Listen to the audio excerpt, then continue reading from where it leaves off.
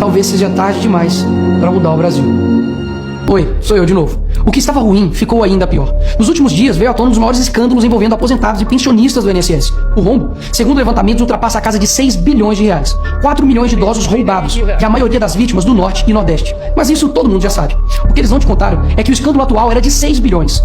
Hoje, com um novo relatório da CGU, mostrou que só em 2023, 35 mil reclamaram de fraude. E o valor movimentado, 90 bilhões. 90 bilhões. Nós estamos diante do maior escândalo de corrupção da história do nosso país. E o golpe era o seguinte: aposentados eram filiados sem consentimento, tinham valores descontados direto do contra-cheque, ou faziam empréstimos que eles nunca pediram. E daí, quando reclamavam, nada acontecia. Estamos falando do desvio de valores bilionários de pessoas doentes e idosas. Dinheiro que deveria estar no bolso de quem trabalhou a vida inteira e hoje depende da aposentadoria para viver. E é claro, vão espalhar a narrativa de que tudo começou no governo anterior. E já percebeu que no governo passado tudo era culpa só do presidente. E nesse governo, nada é culpa do presidente? Mas olha só que interessante.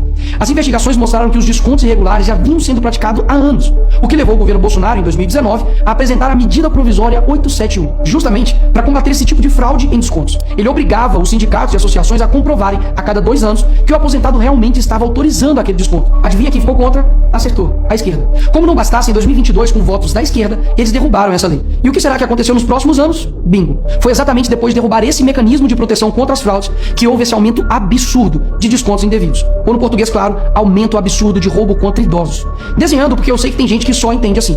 2019, Bolsonaro faz lei para proteger esses idosos de fraudes. 2022, esquerda derruba essa lei no Congresso. 2023 e 2024, explosão de fraudes. E ainda tem gente surpresa com isso. Não foi o Alckmin que disse: o ladrão quer voltar à cena do crime. E de fato voltou.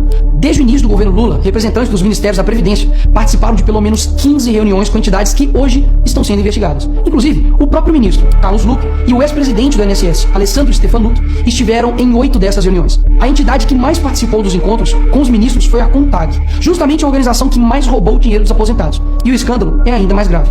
O relatório de auditoria da CGU revelou que, em muitos casos, as autorizações para descontos foram feitas em nome de pessoas que sequer tinham condições de manifestar a sua vontade.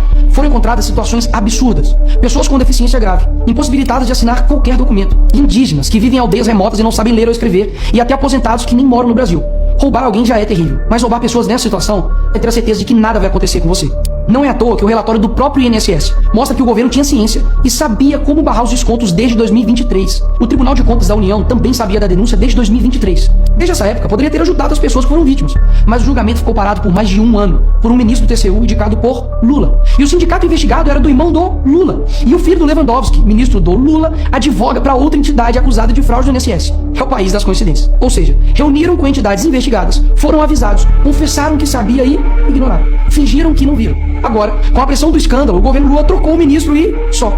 Nenhuma consequência pra ele. Engraçado, né? Se o pobre erra o CEP no cadastro, é fraude. Mas se o sistema desvia bilhões, é só trocar o responsável. O mesmo responsável que em 2011 também foi trocado pela Dilma por corrupção no seu ministério. Isso mesmo. Lula escolheu Carlos Lupe, um cara com histórico de corrupção para cuidar do dinheiro de idosos e doentes. E depois de 14 anos ele volta e cai de novo da mesma forma. Tudo isso está acontecendo e sabe qual é a solução do governo? O INSS usará o dinheiro do povo e devolverá o dinheiro aos aposentados e pensionistas. Traduzindo, as vítimas vão ressarcir o prejuízo das vítimas.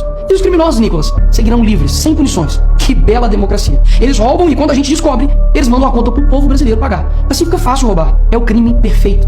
Ah, Nicolas, mas o que vocês estão fazendo contra isso? Eu e a oposição apresentamos um projeto de lei para proibir definitivamente esse tipo de desconto automático no INSS. E mais, preciso da sua ajuda para poder pedir para instalar a CPI dos roubos dos aposentados. E será lá nessa comissão que vamos investigar mais a fundo e poder colocar na cadeia quem foi responsável por isso. E aí sim, fazer com que eles devolvam esse dinheiro, não que você pague essa conta. Vá até a rede social do Hugo Mota e Davi Alcolumbre e peça para que essa comissão seja instalada. E por fim, vá urgente ao seu banco ou veja o extrato na sua conta pelo celular e veja se há algum desconto indevido. Só assim, você saberá que está sendo roubado ou não e peça o cancelamento imediato desse roubo. E sim, o tempo passa rápido. Eu sei que muitos não pensam no futuro, mas um dia ele chegará.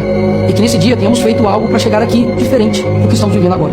Ninguém aguenta mais um país que só desanima a gente a cada notícia. Mas para chegar aqui diferente, a gente precisa fazer algo diferente agora. Porque o partido que prometeu cuidar do povo, um presidente que se colocou como o pai dos pobres, acabou explorando o que eles mais juraram defender. Mas eles só chegaram lá porque muitos acreditaram neles. E até quando? Porque quando chegar aqui, talvez seja tarde demais para mudar o Brasil.